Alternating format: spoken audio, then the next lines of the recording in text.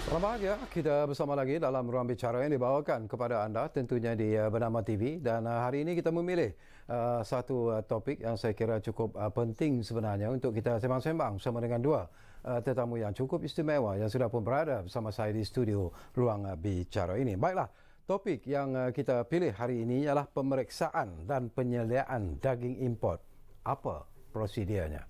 Dan dua tetamu yang sudah pun berada bersama dengan saya, kita ingin mengucapkan setinggi-tinggi terima kasih dan selamat datang kepada yang berbahagia Dr. Akmal Ngah Hamid, iaitu Timbalan Ketua Pengarah Perkhidmatan Veterina Kesihatan Veterina di Jabatan Perkhidmatan Veterina. Jadi Doktor, apa khabar? Baik. Sehat ya? Ya. Ini pertama kali bersama dengan kami? Ya. Okey. Alhamdulillah. Terima kasih banyak-banyak. Dan kita juga ingin mengucapkan terima kasih dan juga selamat datang kepada yang berbahagia Saiful, Encik Saiful Yazan Alwi yang merupakan Ketua Pengarah di Jabatan Perkhidmatan Kuarantin dan Pemeriksaan Malaysia ataupun MAKIS. Jadi Tuan Saiful, apa khabar? Alhamdulillah, terima kasih. Ini pun pertama kali Tuan? Pertama kali ya. Okey, dua tetamu yang pertama kali sebenarnya muncul bersama kita di ruang bicara ini untuk bercakap tentang satu isu yang dikatakan cukup panas sekarang ini, isu yang menjadi perbincangan dan juga perhatian rakyat Malaysia, iaitu berkaitan dengan isu kartel daging import. Itu yang menjadi isu utama sebenarnya.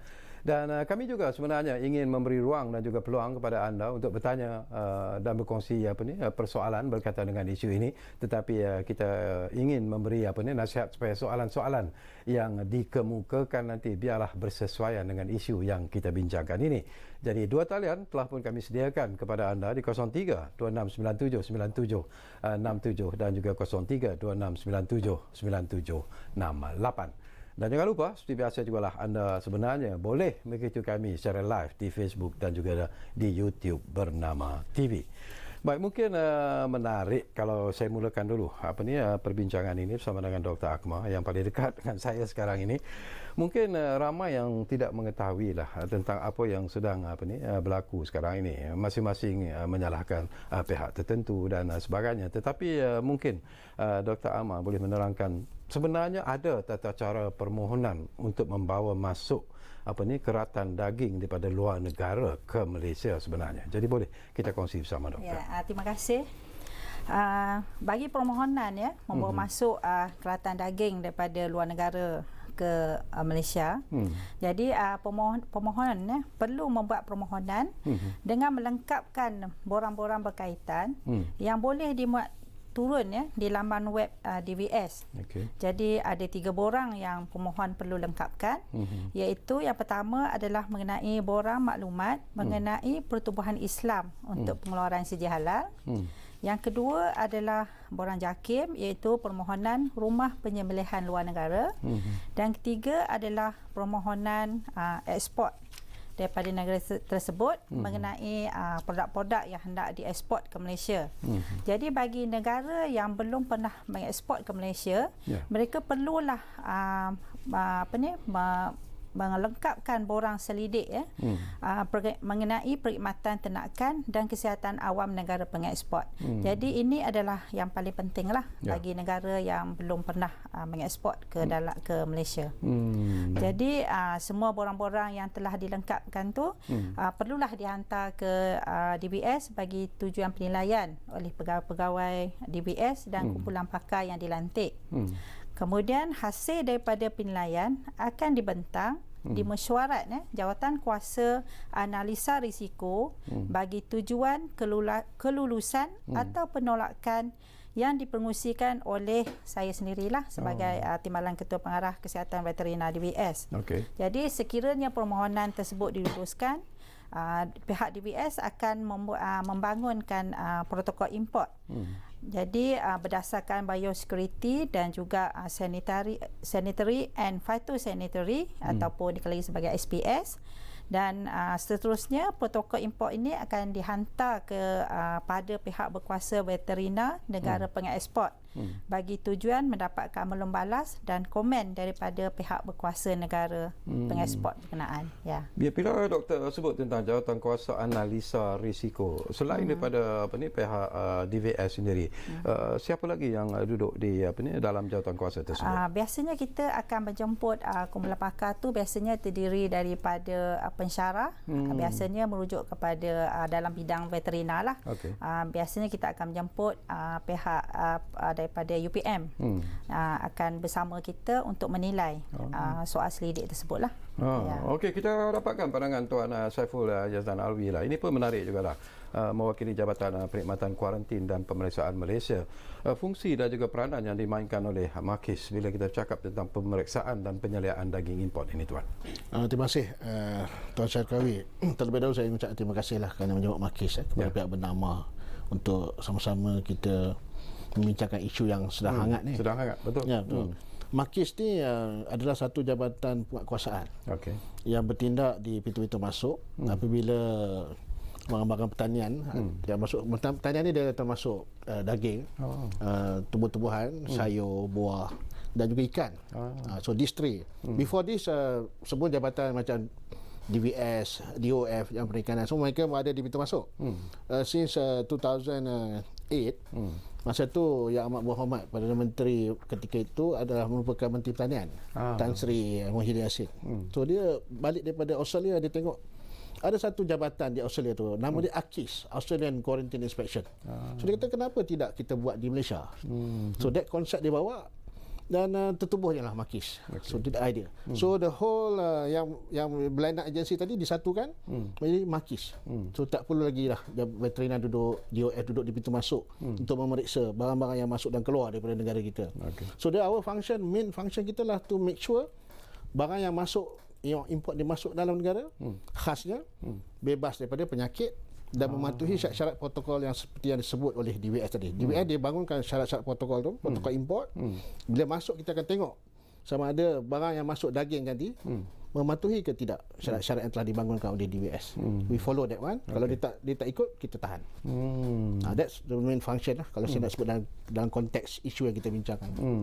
Tapi menarik jugalah. Mungkin saya boleh kongsi sepintas lalu juga bersama dengan Tuan Saiful sebelum saya dapatkan pandangan Dr. Akmal. Saya terbaca jugalah laporan akhbar yang mengatakan bahawa MAKIS mencabar lapor SPI. Ini mungkin ada tuduhan-tuduhan yang mengatakan seolah-olah MAKIS seperti melepas tangan dengan apa isu yang telah berbangkit ini. Jadi mungkin ini kesempatan yang baiklah kepada Tuan untuk memperbetulkan persepsi dan juga prasangka yang mungkin tidak menepati itu. Ya, apabila kita mulakan isu tangkapan di Johor tempoh hari, selepas itu banyak tuduhan-tuduhan yang diterima lah yang mengatakan sebab MAKIS yang jaga barang pertanian ni. So dia kata MAKIS yang lepas dia.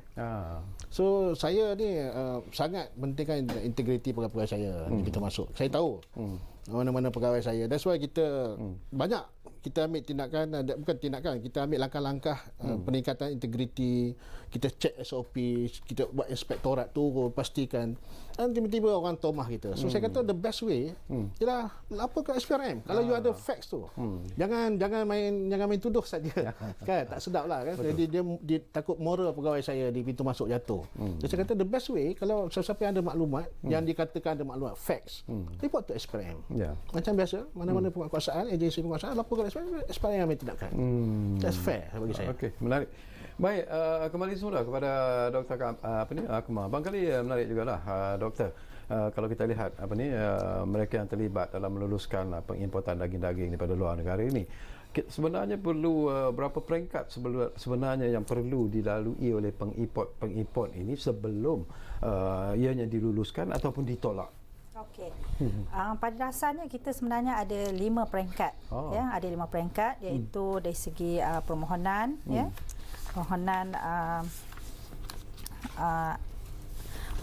oleh pemohon lah. Kemudian yang kedua Sebelum kita benarkan ya daging ataupun produk daging diimport ya masuk ke dalam negara, jadi pemeriksaan ya rumah sembelih ataupun loji pemprosesan akan dijalankan mengikut prosedur yang ditetapkan oleh kerajaan Malaysia dan melalui beberapa peringkat lah. Yang pertama mestilah melalui adequacy audit yang akan dijalankan oleh pihak Rustia lah ke atas dokumen yang diterima daripada rumah penyembelihan ataupun loji pemprosesan ataupun daripada pihak kedutaan negara pengeksport.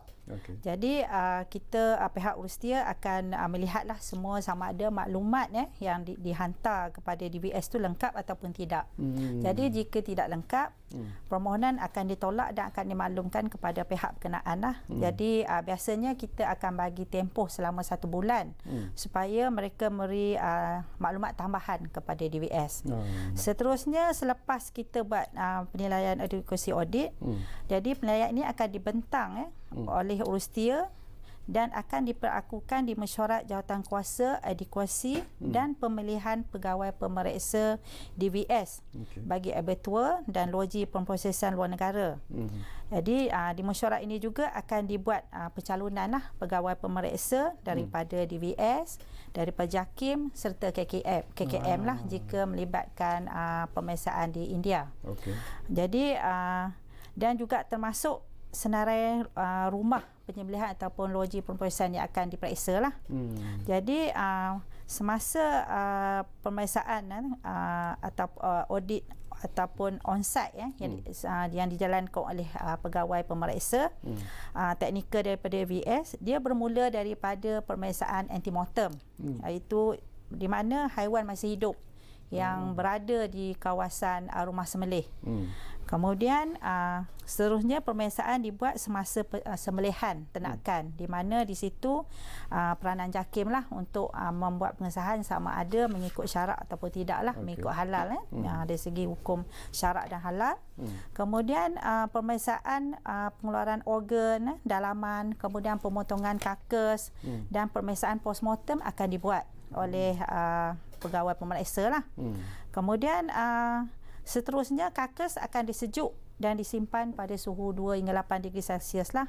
Kemudian selepas tu baru proses pemotongan dan pembuangan tulang akan dijalankan dan keratan daging yang terhasil akan dibungkus dan disimpan dalam bilik sejuk ataupun freezer. Dia bergantunglah sama ada produk tu akan dalam bentuk chill ataupun dalam bentuk beku lah. Proses ni di negara di negara ya, di rumah sembelih di negara tersebut, negara pengeksport tu lah. Ya.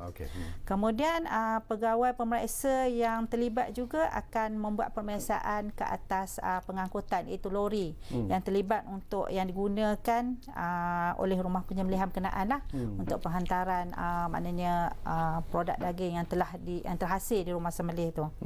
Jadi biasanya pengauditan dan pemeriksaan rumah penyembelihan atau loji pemprosesan di luar negara ni mengikut piawaian antarabangsa, bukanlah yang standard yang biasa maknanya kita berdasarkan MS 1540 2009 untuk JMP dan kemudian untuk MS 1480 2009 untuk HACCP, dan juga berdasarkan kepada Code of Veterinary Practices for Meat Processing Plant.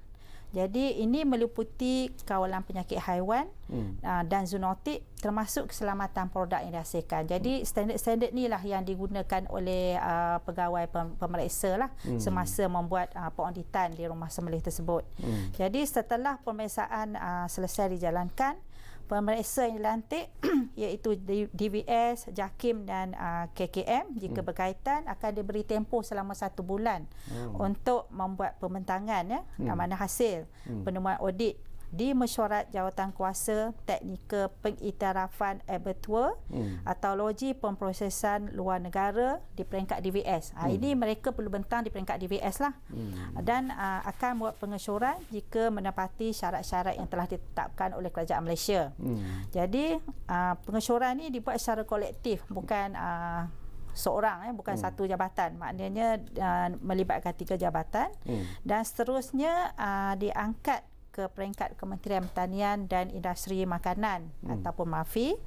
And then Jawatan Kawalan Import Eksport Keluaran Pertanian MAFI yang dipengusikan oleh KSU MAFI akan menilai dan membuat keputusan untuk melulus atau menolak syul yang kita hantarlah peringkat jabatan hantar kepada MAFI.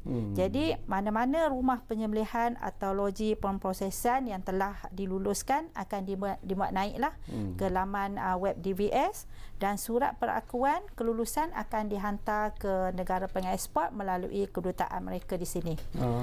Jadi dan seterusnya, mana-mana pengimport yang ingin membawa keratan daging ke dalam negara perlu membuat pendaftaran sebagai pengimport, dan mereka perlu mengisi borang pendaftaran sebagai pengimport yang boleh dimuat turun dari laman web DVS juga. Jadi maknanya terdapat lebih kurang 3 hingga 4 jawatankuasa yang perlu dilalui sebelum kelulusan diberi. Okey, begitu teliti sebenarnya proses yang dilalui, dan sebentar lagi saya juga ingin dapat pandangan Tuan Saiful lah. Kalau begitulah ketatnya prosedur yang harus dipatuhi, macam mana boleh timbul kartel daging import haram ini. Ini pun sesuatu yang dibincangkan dengan begitu meluas sekali di luar sana. Tapi apapun, kita akan berehat dulu buat seketika, dan kepada anda yang mungkin ada pandangan dan juga pendapat yang ingin anda kongsikan ataupun bertanya apa saja kepada tetamu saya di studio, jangan lupa dua talian itu telah pun kami buka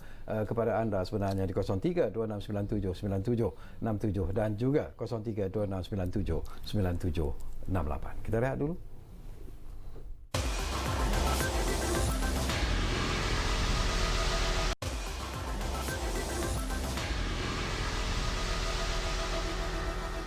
Baiklah, kita kembali semula ke ruang bicara ini. Masih lagi bercakap tentang isu yang menjadi pembincangan rakyat Malaysia ketika ini.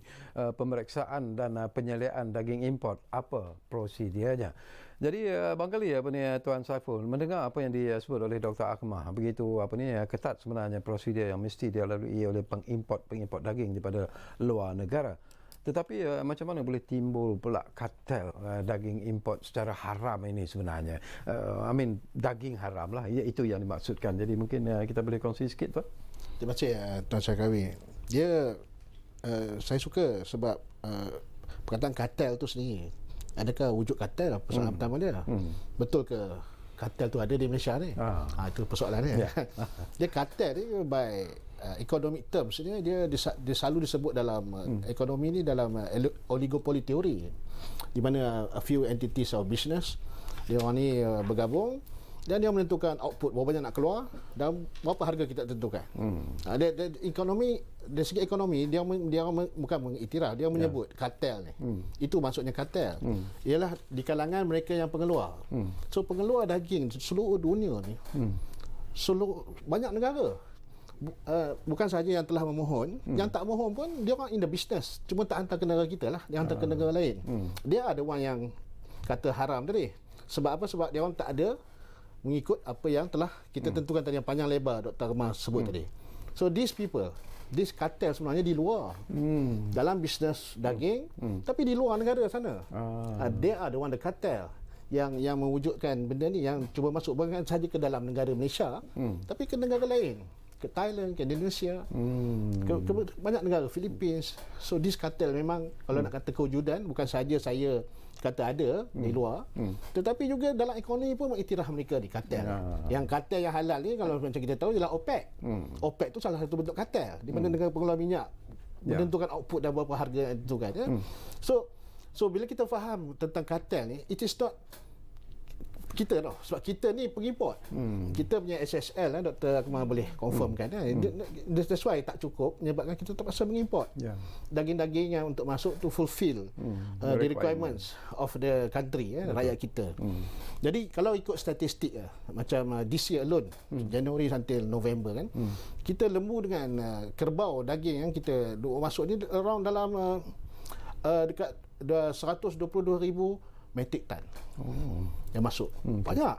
So yang jumlah yang kami tangkap tu di Johor tu tak sampai 1% pun daripada the whole yang masuk secara halal, yang betul seperti mengikut prosedur yang telah ditetapkan oleh protokol import ditentukan oleh DVS. So very small. Tapi walaupun small, tapi ia menyebabkan halal, sensitif pada rakyat. Saya orang balik kampung mahu ni kena serbu orang kampung. Marah. Dia orang marah. Dia kata macam mana? Dia tanya saya. Saya jenuh nak kata macam mana saya nak cakap pada dia orang sebab dia kata sekarang ni banyak orang kampung tak makan daging dah. Even dia kata orang sate pun orang tak makan. Because of this issue. Sebab dia orang bimbang dan ragu-ragu betul ke daging yang dia makan ni adalah semua yang sah. So saya calm them down. Saya kata yang masuk yang secara sah ni memang banyak. Yang saya tangkap itu hanyalah sebahagian kecil daripada usaha-usaha pusat penyelundupan ni, Tuan Syarkawi. Bukan saja daging. Dia lupa dia satu aktiviti yang sangat tua di dunia ni. Betul. Kita tutup satu pintu, dia keluar pintu lain. Tutup satu pintu, dia keluar pintu lain. Dan saya tak nafikan juga dari segi dia merasuah pegawai-pegawai penguatkuasa. Mungkin tapi macam saya sebut, kalau pegawai saya terlibat, tolong laporkan kepada SPRM. Saya insya-Allah saya sampai hari ini from my observation, pemantauan kita dengan SOP yang ketat, saya sendiri turun padang tengok, insya-Allah pegawai Makis tak terlibat lah. Saya boleh confirm yang itu. Dan kepada masyarakat saya saya faham kebimbangan itu sangat tinggi. Cuma yang saya bagi tahu tadi, yang masuk secara halal sangat besar. Yang saya tangkap tu hanya sejumlah tak sampai 1% pun daripada apa yang ada di pasaran ni. Itu saya boleh. Kita nak sambung lagi, tapi saya difahamkan dah ada dua pemanggil yang menunggu di talian kita sekarang ini. Kita ambil dulu Bahar dari Kuala Lumpur yang sudah pun bersiap sedia sekarang ini. Assalamualaikum Bahar. Waalaikumsalam Syarkawi. Sorry lama tunggu tadi. Aduh, hai. Okey, tak apa. Disebabkan malam ni isu yang hangat ni pun Syarkawi kan. Betul. Saya boleh terima. Ya. Dan juga faham yalah kan malam ni isu pasal daging kan memang kita tunggulah kan. Ya, okey. Okey, apa khabar dua ahli panel ni? Saya tak perlu sebut nama lah kan. Okey, macam Tuan Pengarah, Ketua Pengarah Makis cakap tadi kan. Ya. Bukan kata orang kampung je, orang kat bandar ni pun sama, termasuk saya ni Syarkawi. Ya. Dah 3-4 hari ni tak makan daging ni. Saya semalam bila saya order sate kan, order sate daging, tapi bila sebut hal ni saya cancel daging. Saya kalau saya order nanti orang takkan makan. Takut lagi saya ada 3 soalan ni Syarkawi kan. Saya tak mau nak cerita pasal apa prosedur SOP dia, apa borang apa semua, saya tak mau cerita lah tu. Kita orang bawah ni kan. Okey, saya nak tanyakan apa sebenarnya yang berlaku sehingga rakyat terutamanya orang Islam lah yang meragui daging sejuk beku sekarang ni. Kita selama ni kita tak ada masalah Syarkawi ya. Itu cerita pertama. Yang kedua, tadi Ketua Pengarah Makis kata start 2008 Makis ni ditubuhkan. Jadi berapa kes berlaku import ataupun apa yang tak ikut SOP ni ataupun yang rasuah ke apa kan semua ni kan. Kalau boleh beritahu lah dengan ikhlas Okey, nombor 3 Syarkawi kan, adakah siasatan berkala atau check ad hoc dilakukan di pusat-pusat penyembelihan atau packing yang diadakan di luar negara ataupun yang dah sampai ke port ni yang boleh cek balik. Kadang bila katalah penguasa JAKIM ke apa nak cek, dia orang mungkinlah ramai orang tak cakap kan, dia taruhnya daging betul. Kadang lepas tu bila dah lepas cek tu dia taruhnya daging yang mungkin tak halal ke ataupun tak semelih ke. Itu yang saya tanya Syarkawi. Okey, menarik. Dengan ikhlas saya Syarkawi. Ya. Baik. Okay, saya tunggulah you punya telefon Syarkawi. Mungkin belanja saya sate daging pula. InsyaAllah. Okay, boleh. Okey, Assalamualaikum. Waalaikumsalam. Terima kasih banyak-banyak Bahar dari Kuala Lumpur. Ridwan dari Pulau Pinang sudah pun ada di talian kita sekarang ni. Assalamualaikum Tuan. Waalaikumsalam. Ya, silakan. Ya, Assalamualaikum Syarkawi dan ahli panel. Waalaikumsalam. Ya. Okey, soalan saya yang pertama ini mengenai Akta Perkhidmatan dapat Pemeriksaan Malaysia 2011. Akta 728 daripada beberapa pintu masuk hingga akhir adakah akan dipindah supaya lebih ketat lagi supaya perkara yang berlaku pada hari ini dan daripada dulu hingga sekarang ni tidak berulang lagi. Okey. Okey, yang kedua, tindakan dan peruntukan undang yang akan digunakan oleh Makis ke atas bersalah. Bagaimana tu? Adakah akan dikena mungkin ketat, mungkin kita tengok undang-undang sekarang 100,000 mungkin boleh lebih ketat kita minta pindaan undang-undang di Dewan Rakyat supaya pesalah dia takut sikit. Ya. Okey, minta Pak ahli panel ulas dan ni. Terima kasih. Wassalam. Terima kasih banyak-banyak Ridwan dari Pulau Pinang. Pun menarik persoalan yang dibangkitkan. Memberi banyak persoalan ataupun tekanan jugalah kepada tetamu-tetamu kita. Tapi saya yakin mereka boleh menjawab persoalan-persoalan yang dibangkitkan. Apa yang dibangkitkan oleh Bahar itu barangkali Dr. Akmal. Itu pun sesuatu yang menariklah. Tadi pun sepintas lalu disebut oleh Tuan Saiful kita tadi. Sebenarnya apa yang berlaku yang meragui tentang daging sejuk beku ini sebenarnya, mainan di luar sana itu sebenarnya, bagaimana isu ini boleh meletup? Okey, saya rasa isu ni dibangkitkan setelah dialah berlaku tangkapan oleh pihak Makis di Johor. Kalau kita nak ikutkan kalau prosedur kita, maknanya loji-loji yang kita telah luluskan, kita akan masuk dalam sistem. Jadi maknanya mana-mana pengimport ataupun pembeli daripada Malaysia, dia cuma boleh bawa masuk daripada rumah sembelih ataupun loji yang kita dah luluskan. Maknanya kalau dia buat membuat permohonan permit, hanya loji-loji yang terdapat dalam sistem tu saja yang boleh orang kata yang boleh dipilih untuk dimohonlah untuk yang nak dibawa ke dalam negara. Jadi di luar, maknanya selain daripada loji yang kita senaraikan di dalam sistem, memang tak boleh. Jadi maknanya sepatutnya produk-produk yang diimport daripada luar negara sepatutnya tiadalah isu kita kata keyakinan halal tu tiada. Sepatutnya memang telah diluluskan oleh kerajaan Malaysia. Sepatutnya tak ada isu ketidakhalalan itulah kan. Jadi dan sebenarnya kalau benda ni berlaku adalah disebabkan itulah penyeludupan penyeludupan yang kita daging kemungkinan yang kita tidak iktiraf ataupun yang ditukar pembungkusan untuk pemalsuan Jadi sama ada mereka menggunakan jenama yang telah kita lulus, itu yang kita tidak pasti sebenarnya kan. Mungkin yang telah dilakukan oleh pihak-pihak yang berkenaan lah dari segi pemalsuan jenama dan juga penyeludupan dari pintu masuk kan. Tapi itulah, kalau masuk kita tak boleh nak pihak DVS tak boleh nak cakap apalah, sebab itu di bidang bukan di bawah bidang kuasa DVS Jadi yang saya nak nyatakan adalah semua loji-loji atau rumah sembelih yang kita telah luluskan sebenarnya adalah sistem dan memang halal lah. Jadi maknanya rakyat tak perlulah khawatir untuk memakan, tapi perlulah dipilih daripada sumber-sumber yang kita percayai lah, yang betul-betul genuine Okey, barangkali menarik jugalah Tuan Saiful ini yang dimainkan di luar sana lah, baik di media perdana, media sosial dan sebagainya lah. Daripada apa yang dilakukan daripada pihak Tuan sendirilah, pihak Makis sendiri, ada tak yang tak mengikut SOP ataupun prosedur protokol yang telah pun disediakan oleh pihak DVS misalnya, dari segi tangkapan melalui operasi-operasi yang dilakukan? Ya, terima kasih Tuan Syakawi. Dari segi daging sejuk beku ni yang masuk, this year alone kita dah ada lebih kurang 20 kes yang kita tahan di pelabuhan. 20. Dan kebanyakannya kerana isu dari segi labeling lah. Labeling. Tapi dari segi yang langsung tak ada dokumen ni, yang cuba sudut menggunakan, dia mengikrar palsu. Maksudnya dia declare buah sebab dia dalam sejuk beku, tapi dia bawa daging di belakangnya. Itu kita tangkap juga. Maksudnya my officer di ground tu sangat teliti lah bila bekerja.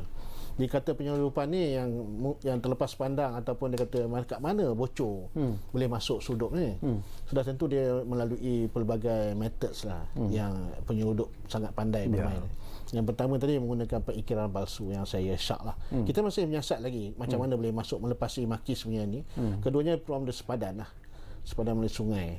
Tapi alhamdulillah tahun ni saya sangat berterima kasih pada pihak PDRM yang sangat membantu kita, sebab Makis macam soalan kedua tadi kan, dia ada Pulau Pinang, dia kata kuasa Makis hanya di pintu masuk. Yang betul pun. Kita hanya di pintu masuk dan juga di section kuarantin dan di premis kuarantin. Memang betul kita sedang meminda. Saya jawab terus soalan tu.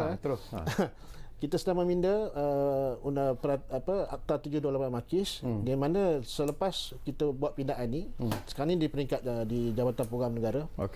InsyaAllah lah, we try our best by first meeting next year, Parlimen, kita akan buat bacaan pertama dan juga bacaan kedua dan seterusnya diluluskan. Once lulus, then Makis tidak lagi bertindak di pintu masuk. Kita dah boleh so bila barang lepas daripada Makis dia, kami terpaksa bergantung kepada KPD dan SCP di bawah Akta Perihal Dagangan to charge. Kita terpaksa bergantung kepada custom dari segi akta custom. Tapi kali ini after kita dah pindah, Makis sendiri akan boleh charge bawah Akta Makis. So we are going to be very aggressive next year. So that's jaminan kita pada seluruh rakyat. So jangan bimbang. Akan kemasukan lagi yang besar-besaran ni, insyaAllah. Tak ada dah lepas ni, kita try our best to make sure. Alhamdulillah. InsyaAllah. Tapi berdoalah kami dimudahkan, diberi kekuatan. Itu yang masalah. Okay. You look so aggressive also. Jadi tak apa. Okey, ini soalan. Ini perlu jawapan daripada Dr. Akmal yang dibangkitkan oleh Bahar, soalan yang ketiga tadi tentang pemeriksaan berkala yang dilakukan. Macam mana dari segi itu? Adakah dilakukan setahun tu berapa kali pergi cek dan sebagainya? Ya. Okey, untuk loji-loji ataupun rumah sembelih yang telah kita luluskan ya. Untuk negara India kita akan membuat pemeriksaan setiap tahun ya. Jadi itu memanglah, jadi tiga-tiga agensi ya, dari segi DVS, JAKIM dan KKM akan pergi bersama untuk membuat pemeriksaan atau kita panggil review audit lah, pemeriksaan semula. Kemudian bagi dari negara-negara lain kita buat setiap 3 tahun. Jadi dah tentulah untuk nak memastikan halal dan sebagainya, kita adalah pihak JAKIM mengiktiraf certified Islamic body di sana untuk memantau lah dari segi dari aspek penyembelihan. Itu yang dilakukan lah oleh pihak DVS dan juga agensi yang bersama dengan DVS. Okay. Kadang-kadang banyak juga, saya tak tahu siapa nak menjawab, sama ada Tuan Saiful ataupun Dr. Akmal, tentang sijil ataupun logo halal itu sendiri pun yang dikeluarkan oleh JAKIM. Dikatakan memang JAKIM menjalankan tugas mereka dengan begitu sempurna, sekali hanya mengeluarkan sijil halal apabila ianya diluluskan dan sebagainya. Tetapi bagaimana Tuan sijil halal ini boleh bermain di luar sana? Kadang-kadang kita tak tahu sama ada ianya genuine, betul ataupun tidak yang dikeluarkan oleh JAKIM. Untuk maklumat, bila kita buat pemeriksaan sijil halal di pintu masuk, bila dokumen itu mengesahkan daripada India contoh, bagian daripada India, jadi dia pihak India macam diluluskan oleh TVI dan JAKIM, dia ada bagi 3 body je halal yang diiktiraf. Jadi kita akan tengok lah betul tak daripada 3 tu. Yang pertama dia langsung lari daripada 3 tu, of course kita terus tahan. Secondly, kita macam tengok logo tu macam pelik sikit, walaupun sama tapi macam pelik. Kita quickly confirm dengan DVS dan JAKIM, betul tak logo ni. Of course DVS akan contact kedutaan masing-masing to confirm logo tu betul ke tidak, sebab kita nampak macam meragukan. That's what we do lah dekat pintu masuk.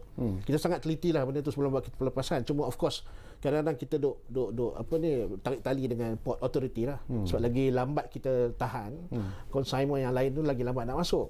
So dekat port ni dia kena efficient, tak boleh lama sangat tahan. So we try our best to make sure we serve the ports, at the same time we make sure yang benda yang kita ragu-ragu tu dapat kita pastikan betul. Ragu-ragu ini pun satu isu yang menarik juga Tuan Saiful. Nak mendapat pandangan Tuan Saiful secara ikhlas kesedaran rakyat Malaysia sendiri lah, kesedaran pengguna sendiri tentang membezakan di antara sijil halal yang betul-betul genuine dengan sijil halal ataupun logo halal yang meragukan. Kalau tanya saya tak kata orang lain lah. I take myself lah sebagai pengguna. Bila kita pergi ke pasar raya, kita tengok, kita kesedaran tu memang kalau saya rendah lah, saya sendiri. Sebab kita percaya apa yang dah masuk tu dah bebas semua dah. Kita confident yang kita beli. Cuma saya difahamkan JAKIM pun dah ada teknologi kita boleh scan dan dia boleh match dengan JAKIM punya website untuk sahkan logo tu. So with the new technology, saya rasa akan lebih, kesedaran tu lebih baik lah, sebab lebih mudah untuk kita nak check dari segi logo tadi. Okey, kita ambil 2 lagi panggilan yang ada di talian kita sekarang ini. Syafiq dari Kajang, saya difahamkan sudah pun ada di talian kami sekarang ini. Assalamualaikum Syafiq. Waalaikumsalam warahmatullahi. Ya, silakan Syafiq. Okey, Assalamualaikum kepada semua ahli-ahli panel jemputan. Waalaikumsalam. Saya Syafiq daripada Kajang. Ya. Silakan, Fik. Sekarang ni berkenaan isu yang isu kata daging. Ya. Saya ada satu soalan kepada panel daripada Makis ya. Ya. Saya difahamkan Makis ditubuhkan pada tahun 2008 untuk menjaga untuk masuk Malaysia daripada barang-barang import ataupun ekspor daripada luar. Okey, jadi dan difahamkan juga kartel daging haram ni sebenarnya dah terjadi lebih kurang 40 tahun di dalam Malaysia. Maknanya kemasukan daging-daging yang berstatus tidak halal ni sebenarnya dah bermain dalam Malaysia lebih kurang 40 tahun. Jadi setelah Makis diwujudkan pada tahun 2008, kenapa masih ada lagi kelompokan di mana sebab apa saya difahamkan Makis menjaga pintu masuk. Pintu masuk daging-daging ataupun beberapa produk-produk daripada luar ke Malaysia. Tapi adakah kenapa masih ada lagi berlaku kelompongan berkenaan produk-produk yang bukan halal tapi masih lagi dapat masuk ke dalam pasaran Malaysia? Adakah disebabkan SOP yang tidak dipandang ketat ataupun berkenaan integriti penguasa-penguasa yang menjalankan benda yang sepatutnya dibuatlah. Itu soalan yang pertama saya. Okey, dan soalan kedua, adakah Makis boleh assure meyakinkan kita sebagai rakyat Malaysia Muslim yang bergantung pada produk-produk sejuk beku halal daripada luar negara untuk memenuhi segala kita punya keperluan. Adakah Makis dapat assure yang pada rakyat Malaysia bahawa selepas ni tidak akan ada lagi masalah-masalah sebegini untuk pengguna ataupun rakyat Malaysia? Sebab Makis adalah orang pertama yang menjaga pintu masuk. Jadi sebenarnya we are depending on Makis. Kita tak depending kepada yang lain. We are depending on Makis. Sebab Makis orang pertama yang tengok produk tu datang. Itu soalan saya, dua soalan saya. Terima kasih. Baik, terima kasih banyak-banyak Syafiq dari Kajang. Jadi Tuan Saiful sudah memikirkan jawapan kepada persoalan yang anda bangkitkan. Jadi sabar sekejap Syafiq ya. Kita ambil satu lagi panggilan. Encik Abdullah Osman dari Seremban Negeri Sembilan sudah pun ada di talian kami sekarang ini. Assalamualaikum Encik Abdullah. Waalaikumsalam Encik Sakawi dan juga ahli panel ya. Ni ada tiga perkara lah. Setelah 40 tahun baru kita sedar dan tadi dalam warta berita ada menyatakan bahawa kerajaan akan tubuhkan Suruhanjaya untuk menyiasat. Jadi penyiasatan ini akan melibatkan jabatan mana agak-agaknya. Dan dua lagi perkara ialah benarkah daging lembu dan kambing yang diimport daripada Australia tu diorang taruh gantikan dengan daging kangaroo. Ini dalam WhatsApp lah, tak tahulah. Dan lagi satu, dulu pernah heboh tentang daging halal import di kontainer bercampur dengan daging babi. Apa dah jadi ya? Benda tu dah disiasat ataupun belum? Itu saja. Terima kasih. Baik, terima kasih banyak-banyak Encik Abdullah Osman dari Seremban Negeri Sembilan. Semakin menarik sebenarnya persoalan-persoalan yang dibangkitkan. Sebab itulah mula-mula Tuan Saiful dengan Dr. Akmal tak nak buka talian sebenarnya. Tapi saya tahu kedua-dua tetamu saya boleh menjawab persoalan. Barangkali Tuan Saiful kita bagi peluang pada Dr. dulu untuk menjawab persoalan yang dibangkitkan oleh Encik Abdullah Osman. Itu pun menarik tentang penubuhan Suruhanjaya khusus untuk menyiasat tentang apa yang berlaku ini. Dan kemudiannya ialah di Australia tu dia kata bukan saja lembu, daging kangaroo pun dibawa masuk. Tak tahulah sejauh mana betul atau tidak. Jadi penjelasan daripada puan. Okey, saya menjawab soalan yang kedua dululah. Okey, jika kita rakyat Malaysia merasa ragu sama ada daging yang dibawa masuk tu daging kangaroo ataupun daging lembu, daging kambing dan sebagainya, mereka bolehlah melapor kepada pihak DVS ataupun agensi berkaitan untuk ataupun kabinet NCP dan kita boleh membuat sampling. Kita mengambil sampel dan kita akan buat ujian pengesahan spesies ternakan, sama ada daging tu daging kangaroo ataupun daging lembu. Kita boleh buat. Dan sebelum ni pun pernah ada isu berkaitan dengan daging rusa yang diragui itu pun dia suspek, kalau tak silap saya pun mungkin daging kangaroo lah, ataupun daging ternakan yang lebih rendah, sebab kita tahu daging rusa agak mahal. Jadi selepas kita buat ujian, kita hantar ke makmal, memang itu daging rusa.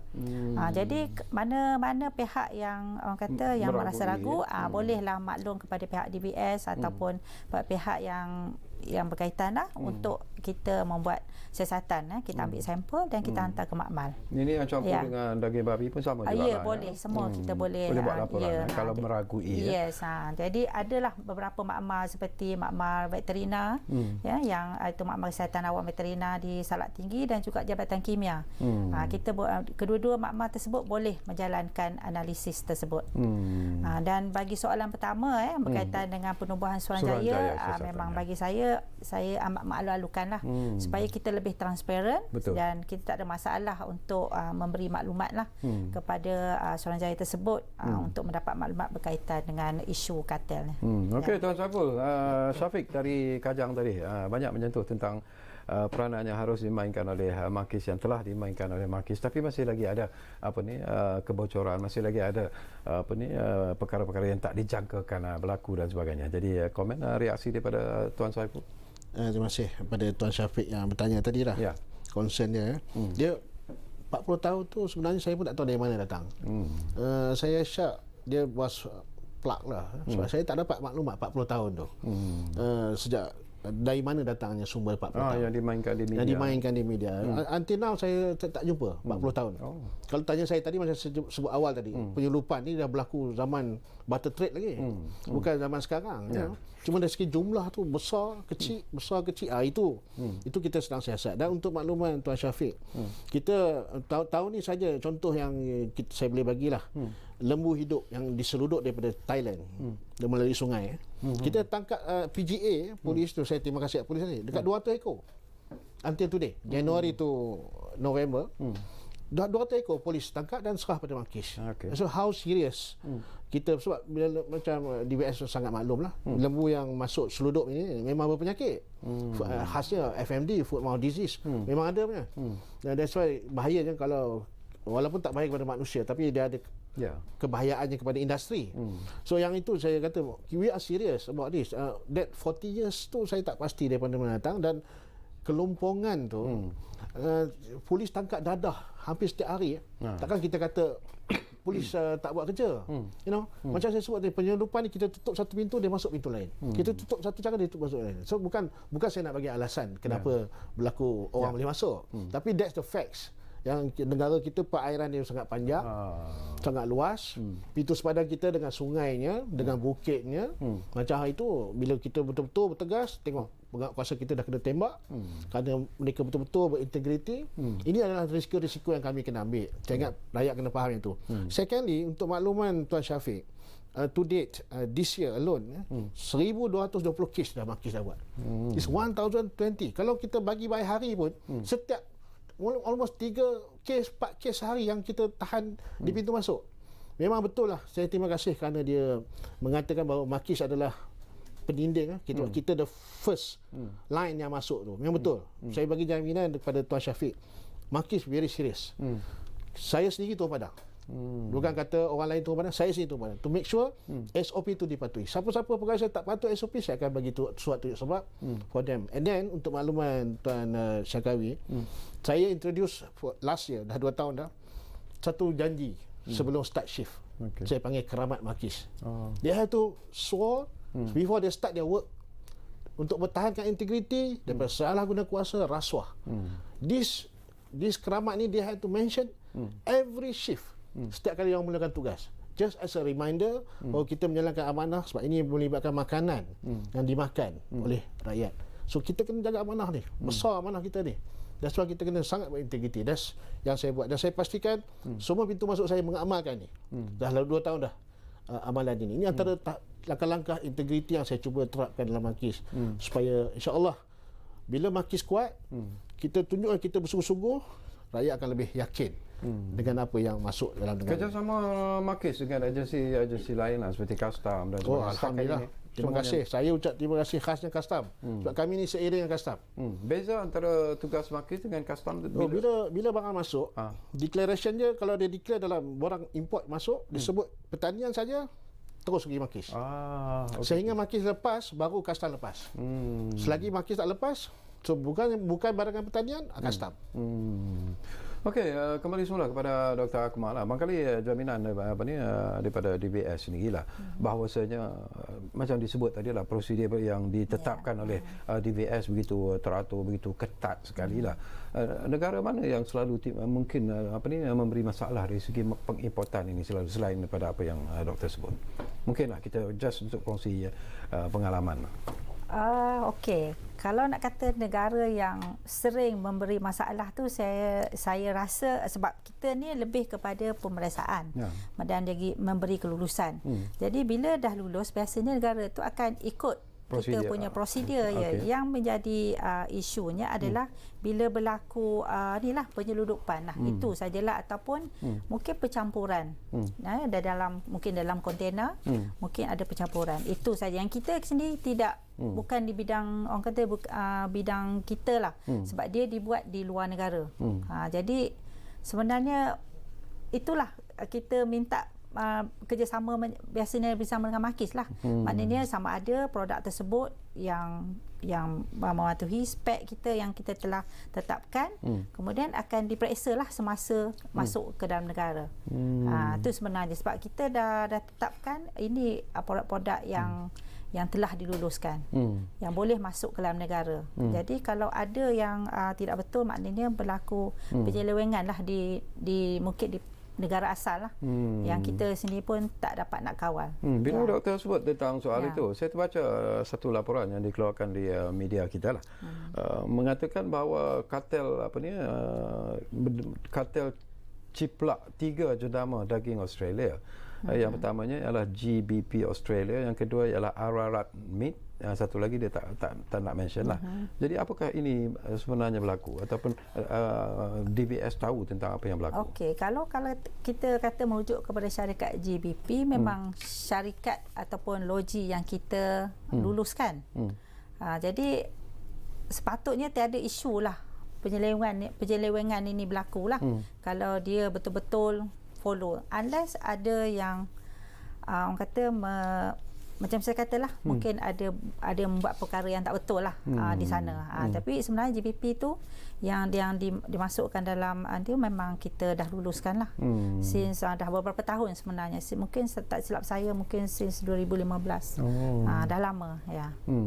Okey, serbuan yang dibuat oleh Makis tuan di Senai. Di Senai, Johor. Ini pun menarik jugalah kerana dikatakan bahawa pembongkaran taktik jahat kartel yang menyeludup daging sejuk beku dari China, Ukraine, Brazil dan juga di Argentina. Tetapi mungkin kita boleh kongsi pengalaman dan juga pandangan tuan berkaitan dengan serbuan yang dibuat ini. Dia bermula pada last year bila dalam social media banyak mengatakan bahawa ada daging yang tak halal masuk di Johor.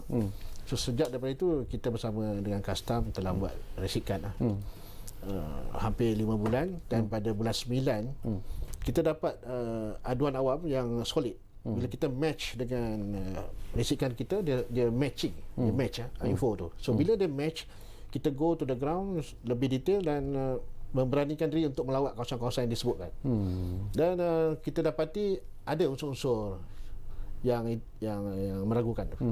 So bila ada unsur-unsur yang meragukan, kita join task. Sebab macam saya sebut tadi, bila kita nak sita di luar, Makis tak ada kuasa. Makis hanya membantu dari segi mana pasti permit import yang digunakan sama ada palsu atau tidak. Kita membawa sekali, kita mengajak sahabat kita KPD NHP, dan Alhamdulillah KPD NHP bersetuju to lead menggunakan akta dia, dan custom to join in. Even SPRM pun join in. Kita bawa SPRM sekali to make sure telus. Kita tak nak orang tuduh kita menyembunyikan bukti dan sebagainya. So Alhamdulillah from that perjumpaan tu kita buat serba pada 2 Disember dan kita dapatlah tahan sejumlah yang agak besar juga dari segi kuantitinya. Dan kita jumpa macam-macam tu lah yang disebut tadi. Yang menggunakan, yang saya nak tekankan di sini, yang saya simpati kepada yang logo yang betul tadi. Company yang ditiru tu. So sebab bila ramai orang minta kepada Makis to declare the name of the products, the name of the company, apa semua, kita satu tak nak mengganggu siasatan. Kedua, it's not fair tu pada orang yang ikut peraturan tu. Dia nama dia ditiru. Jadi kalau kita sebut orang boycott jenama tu, jadi dia masuk selama ni secara halal. Kesian dekat dia. Not fair to them. Dan that's why kita silentkan dari segi produk tu yang ditiru tu. Sebab yang ditiru macam Dr. Ahmad sebut adalah daripada logi-logi yang telah disahkan betul, yang dibenarkan mengimport. Tapi DBS dapat laporan tak doktor yang tentang jenama-jenama yang ditiru ni? Apakah DBS di bawah kuasa DBS ataupun itu bukan di bawah kuasa DBS, ya. Tapi tak pernah dapat laporan mengatakan bahawa jenama mereka ditiru atau sebagainya. Tak ada. Buat masa ni tak ada. Ya. Okay, saya difahamkan juga Tuan Saiful, ada kalau mengikut pada kenyataan KPDN, KPPN ACP ni ada 30 pusat pengiraan daging yang terlibat. Jadi semuanya di Johor ataupun di seluruh negara. Maklumat tu ada pada KPDN ACP, saya tak boleh nak confirm. Okey, kita hampir di penghujung sebenarnya Dr. Akmal. Jaminan DBS lah kepada rakyat Malaysia. Biarlah rasa bimbang itu hak rakyat Malaysia lah. Kita pun merasa bimbang dan takut untuk membeli daging import buku ini, tak tahu sama ada halal ataupun tidak dan sebagainya. Tetapi nasihat dan juga jaminan Dr. Akmal kepada rakyat Malaysia. Okey. Kalau kita katakan semua yang semua produk-produk ataupun keratan daging yang DBS telah luluskan dan memang kita jamin memang itu adalah halal lah. Jadi jika ada rakyat ataupun rakyat Malaysia yang ataupun pengguna yang rasa ragu-ragu, jadi saya harap mereka dapat berhubung dengan pihak DBS untuk memaklum dan kita boleh membuat siasatan di lapangan. Jadi kita akan kena pastilah apa isu yang maknanya ragu-ragu tu disebabkan oleh apa. Jadi kita boleh maknanya menghantar sebab kita ada pihak pegawai penguatkuasaan yang boleh membantu untuk buat siasatan. Jadi saya harap mana-mana pengguna atau rakyat Malaysia yang rasa ragu, silalah berhubung dengan DBS untuk menghilangkan keraguan mereka lah. Ya. Dan saya juga beri ruang kepada Tuan Saiful di penghujung ruang bicara ini, Tuan. Ada lebih kurang 2 minit, 2-3 minit lah. Tapi ialah pandangan nasihat Tuan jugalah kepada rakyat Malaysia. Kita tahu isu ini telah pun dimainkan dengan begitu meluas sekali dan media seolah-olah menggunakan isu ini di muka depan akhbar mereka di televisyen, radio dan sebagainya. Jadi nasihat Tuan Saiful lah supaya kita jangan menuding jari kepada pihak yang mengatakan pihak ini rasuah, pihak ini tak ada integriti dan sebagainya. Nasihat Tuan. Terlebih dahulu saya ucap terima kasih kepada semua media yang telah membuat liputan tentang isu ini. Masa kita mula nak buat serbuan itu hari di Senai itu pun kita memikirkan implikasinya. Seolah nanti bila, tapi our intention is to tell the people that kita sangat serius untuk pastikan benda-benda haram ni kita tangkap. Itu kita nak tunjukkan. Tapi ialah orang ambil isu ni sebab makanan ni dia dekat di hati rakyat. Bukan sahaja rakyat, pemimpin kita. Even Yang Amat Berhormat Perdana Menteri pun telah minta laporan khas tentang isu ni.